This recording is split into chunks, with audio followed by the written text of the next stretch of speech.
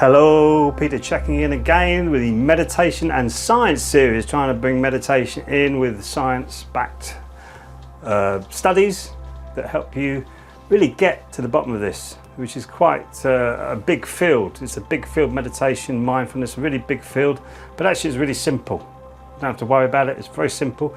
So we're going to look at, can meditation assist with addiction treatment, like alcoholism? Can it assist with addiction treatment? Well, there's studies that says it can, which is fantastic. So here we go, let's have a look at this study.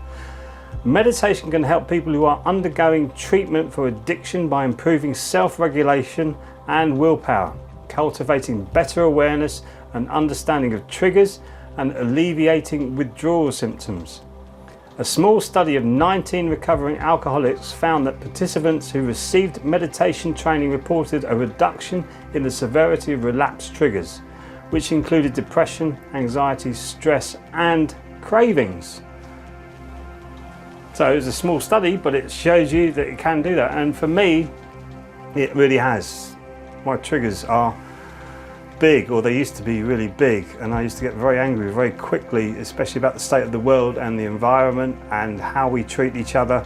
All my life I felt like that. I think, oh goodness me, what's going on with this species called humanity?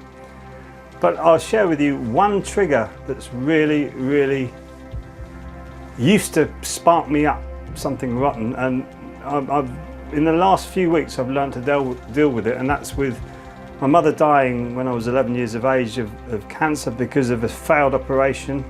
They left gallstones in her gallbladder that went cancerous, and then they failed with the treatments after that, and then she died a year later very quickly. So it was medical negligence. Not that I'm blaming any of the people who worked on her, but that's what it was. And the same happened with my father. He became disabled when I was 10.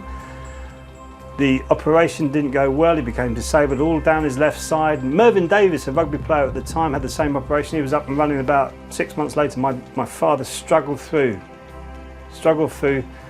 for about 9 years with this disabled, and he didn't get very much better. He was bombarded with drugs. And even as a teenage boy, 17, 18, when he was coming to the end of his life, I could sense that. I was screaming at the medical professionals that came on the phone saying, what are you doing to him? What are you doing to him? So this triggers me. When you come to, I wouldn't even go and see my girlfriend in hospital. It took me ages to get in when she had an operation herself, to actually just go into a hospital. It was a trigger for me. But I broke that down, and I'm breaking this down. I've been speaking to the head of the Public Health England recently about the vaccination program that's coming out.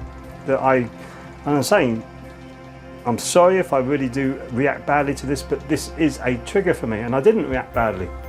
And I could see it was a rational conversation. I can see how this is being pushed into a certain way, and this other way, which is what my point was, is completely being ignored by the British government, which is true.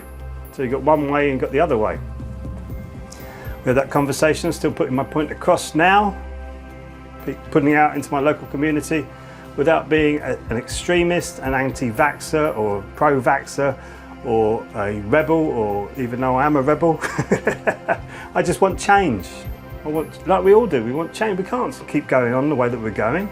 We've got to move it forward in the right direction. And yeah, I used to be quite militant in that, because when I saw the destruction of common law, which I studied at economics and politics, I studied at school to A-level standard. When I saw the destruction of that through the ages, especially through Tony Blair, oh my God, he's just completely destroyed our common law system. And now they just keep bringing out statutes and acts, so this supersedes the common law of this supersedes the common law of that. Common law is common sense. Don't hurt or harm anybody, and don't hurt anybody else's property. So these are all triggers for me as well, which is a kind of an addiction. When you're addicted to a trigger, it is an addiction. It's the same as being addicted to alcohol. I used to have to drink to make myself numb to the triggers that were pushing me in certain directions. And I had an enormous capacity for alcohol, enormous. And I've stopped doing it now, which is great.